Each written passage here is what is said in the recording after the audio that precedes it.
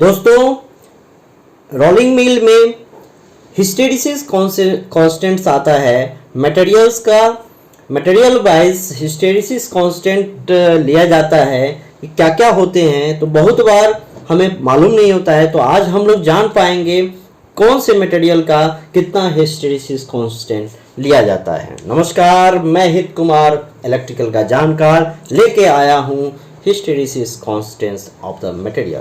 First है silicon steel, इसका होता है हिस्टेरिसिस कांस्टेंट्स 0.001। सेकेंड है एमएस सीट, उसका होता है 0.003। थर्ड है वर्क आयरन, इसका हिस्टेरिसिस कांस्टेंट होता है 0.004।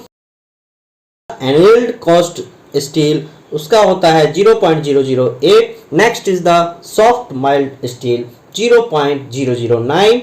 एंड हाई कार्बन स्टील के क्या होते हैं hysteresis constant 0.012। And cast iron के होते हैं 0.016। धन्यवाद। सब्सक्राइब करें, लाइक करें, शेयर करें और बेल बटन दबाएं। Thank you.